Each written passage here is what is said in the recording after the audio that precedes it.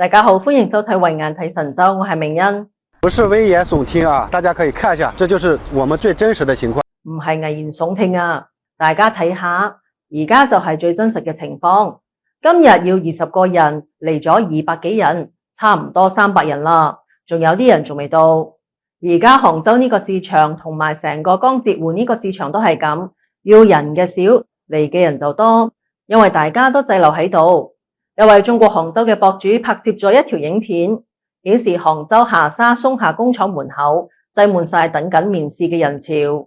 呢間工廠號稱杭州下沙嘅死亡流水線，以前連舊都唔做啊，而家就爭住入去。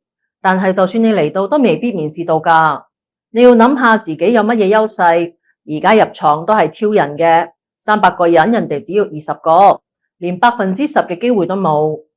今年嘅中國新年假期，唔少人假都未放完就入城揾工啦，但冇諗到現實會咁殘酷。新年假期先啱啱過完，照理嚟講應該係工廠最需要勞動力嘅時候，但今年嘅江浙滬就出現咗一個異常情況，工人滯留，工廠門口被逼爆，大量工人冇工開。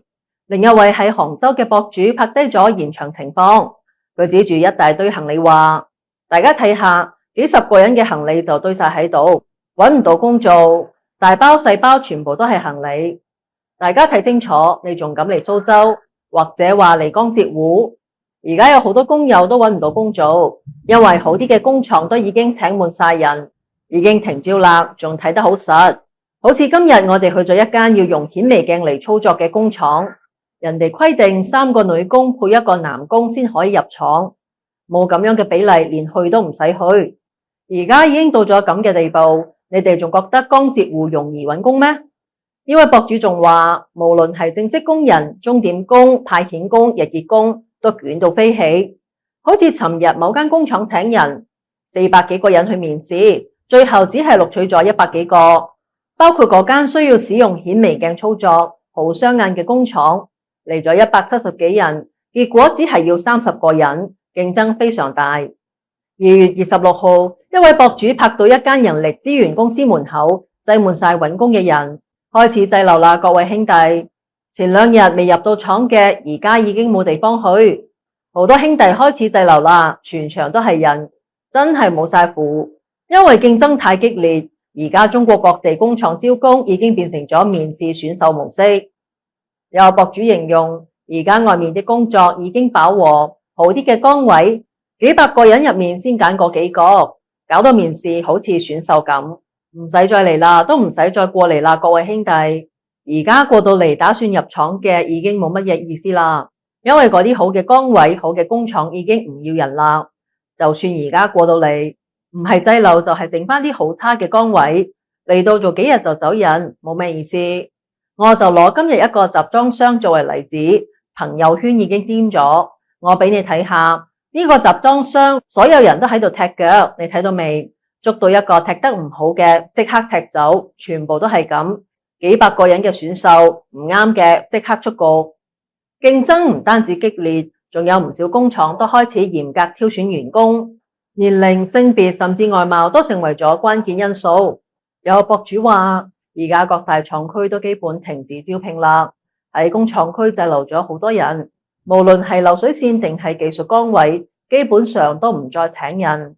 而家各大廠區已經係飽和狀態，你年紀大佢唔要，你年紀細佢都唔要，身上有紋身、刺青或者有拘留史呢啲全部都唔收，要求好嚴格。而家嘅市場工價又唔算理想。仲有博主話，今日去面試一個工廠嘅崗位，廠方只係招120人，去到現場一睇，竟然有300-400人喺度，企喺人群入面，真係覺得自己好似滄海一粟。以前就話打工仔係打螺絲嘅，但而家連打螺絲都要爭崩頭，競爭壓力真係十分之大。一位喺杭州做勞模嘅博主話，唔少工廠好早就停止招聘，可能係因為今年出嚟打工嘅人特別多返屋企啦，唔使再揾廠工啦。而家係2月21號。杭州大部分工廠已經停止招聘，而家仲請緊人嘅工廠，今日嘅工廠門口都被逼爆晒，人山人海。今年就係咁快請夠咗人，往年嘅工廠招工差唔多會持續到3月中旬左右，但今年提早停止招聘，都唔知係市場需求變咗，定係工廠效益唔好，仲係今年出嚟打工嘅人實在係太多，背後到底係乜嘢原因呢？滯留問題唔止係發生喺江浙滬，廣州、鄭州嘅打工仔都面對住同樣嘅困境。有博主2月26號發影片話，廣州已經滯留咗45萬打工仔。你哋嘅屋企人睇到會唔會感到心痛？來自鄭州嘅博主表示，鄭州已經滯留咗幾十萬人，連富士康都招滿晒人。鄭州而家滯留咗幾十萬人，成70萬人揾唔到工作，呢個就係現實。唔少人都話有冇咁誇張啊？仲有工廠喺度請緊人啊？係，但你睇下，而家連鄭州富士康都招滿晒人，咁其他企業呢？基本上都已經進入不流失階段。乜嘢叫不流失？即係話入到去之後，有啲人走咗，之後再補翻一啲人入去，來來回回咁樣。而家係咁嘅情況，我希望大家睇清楚局勢。鄭州已經唔太適合再嚟揾工啦。點解今年嘅就業情況會咁嚴峻？有博主分析，呢可能同黑中介詐騙、工廠訂單減少、產業轉移等因素有關。有博主評論認為，中國各地工友滯留嘅其中一個原因就係黑中介，真係令人難以置信啊！啱啱睇到咗一個數據，顯示而家江浙滬滯留嘅工人竟然達到咗30萬人。你而家去到江浙滬嗰邊，火車站、公園甚至網吧，周圍都係拖住行李篋揾工嘅人。罪魁禍首係邊個呢？就係黑中介，佢哋打出咗高工價嘅旗號，呃啲工人過去。結果到咗之後就話冇晒名額啦，仲要收你車費、被鋪錢、各種費用，最後仲冇工作安排俾你，就係咁衰格。有網友話，侍應、冷氣廠、牙刷廠、即棄內褲廠、電子廠，我全部都揾過晒，有啲只係做3日，有啲做1日，有啲甚至做半個鐘。揾工揾到我就快崩潰啦，好啲嘅崗位根本就唔請人，每日由朝揾到晚。呢度試下，嗰度試下，一日仲要使10幾蚊食飯，夜晚先至撳返屋企，驚屋企人知道自己失業，真係好絕望。生活點解咁艱難呢？仲有網友透露，就算揾到工作，第一日返廠開工，點知工廠竟然停工咗。佢覺得自己今次真係會喺浙江餓死，因為今年好多工廠根本冇工開，唔少出嚟揾工嘅打工仔都捱唔住啦。啱啱先出嚟幾日，就要準備返鄉下。自從疫情結束後，本來被視為全年招聘旺季嘅春招市場，已經連續幾年企業需求低迷，往年工廠爭住請普工嘅情況逐漸消退。喺過去10年，製造業為3億農民工提供咗超過27%嘅工作機會。而家工廠嘅春招需求大幅下跌，影響到幾千萬農民工新一年嘅生計。今年1月，中國官方製造業採購經理人指數 PMI 再度跌入收縮區，讀數為49.1，創下近4個月新低，反映出企業嘅招聘意向依然偏低。因為經濟環境嘅變化，導致唔少中國工廠嘅訂單減少，甚至長期停工或直接倒閉。有博主拍片話，浙江溫州一啲工廠都係冇訂單。睇到未啊？咁大間工廠，以前有幾條流水線，而家淨係得返幾個人喺度做嘢，所以今年嘅溫州真係唔知道仲有乜嘢辦法。廣東東莞嘅情況都係一樣。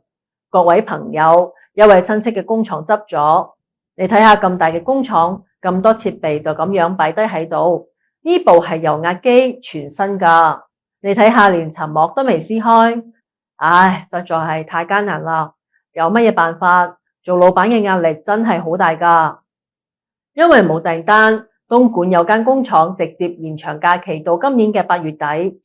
根據網傳影片顯示，東莞華基實業有限公司發佈嘅放假通知，原本話係工廠放假到2025年2月底，希望喺3月可以正常復工，但因為訂單不足，真係冇辦法，工廠都唯有繼續放假。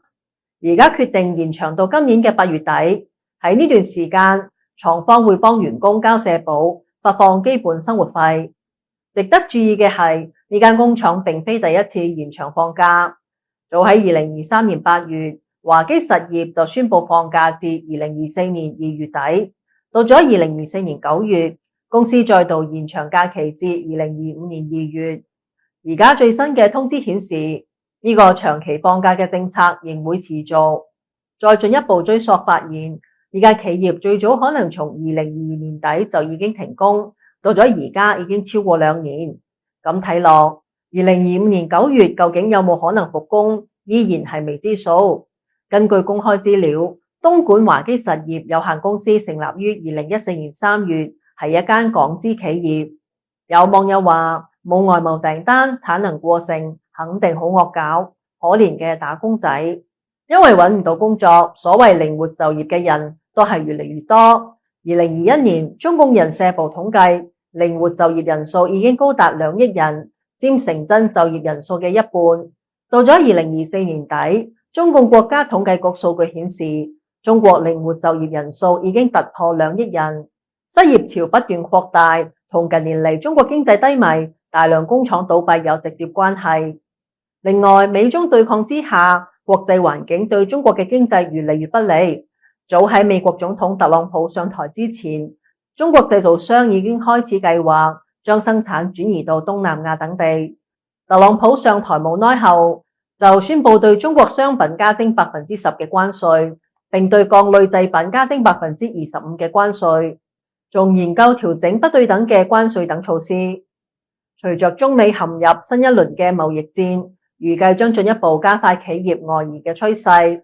唔少企業希望通過轉移產能嚟避開美國關稅，外資正持續撤離中國。根據中共商務部今年2月19號公布嘅數據，2025年1月，中國實際使用外資金額為975.9億元人民幣，同比下降13.4%，亦低於2022年1月嘅1022億元及2023年1月嘅1276億元，為過去4年嚟最差嘅開局。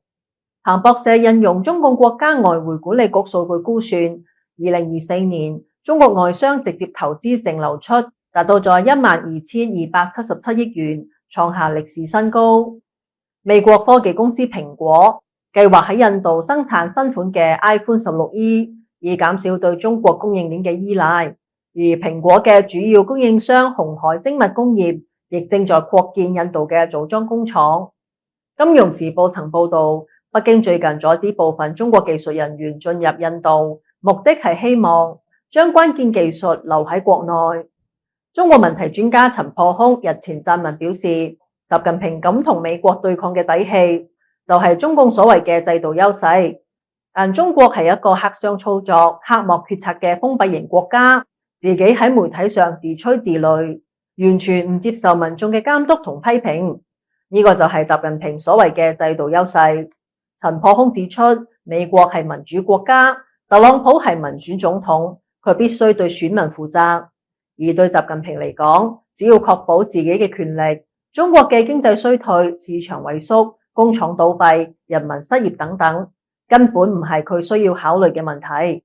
習近平喐啲就話不惜一切代價，但中國網民早就總結咗，中國人民就係佢口中嘅嗰個代價。日本野村資本市場研究所資深研究員關志雄曾分析指出，外企撤離中國嘅原因主要有7點：美中對抗加劇，中國經濟增長放緩，在華生產成本上升，中共加強所謂嘅安全法規，中國本地企業競爭激烈，全球供應鏈重組，中國嘅排外情緒高漲。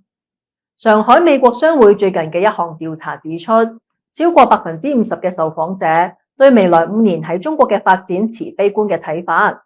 歐盟商會亦公開批評中國嘅營商環境日益政治化，企業提出咗上千條建議，但基本上都冇得到回應。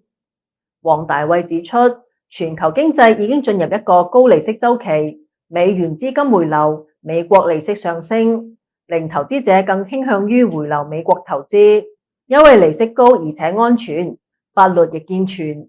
相比之下，中國經濟表面上睇嚟係放緩，實際上已經喺度倒退。股市低迷，樓市不景氣，民營企業嘅經濟活力都越嚟越差。但係管理層仍然喺度粉飾太平，外交上仲係採取戰狼外交，市場活力嘅下滑已經成為一個難以扭轉嘅趨勢。好啦，節目就到呢度，多謝大家嘅收睇。如果中意我哋嘅節目，記得 like、share 同多啲留言。我哋下次見。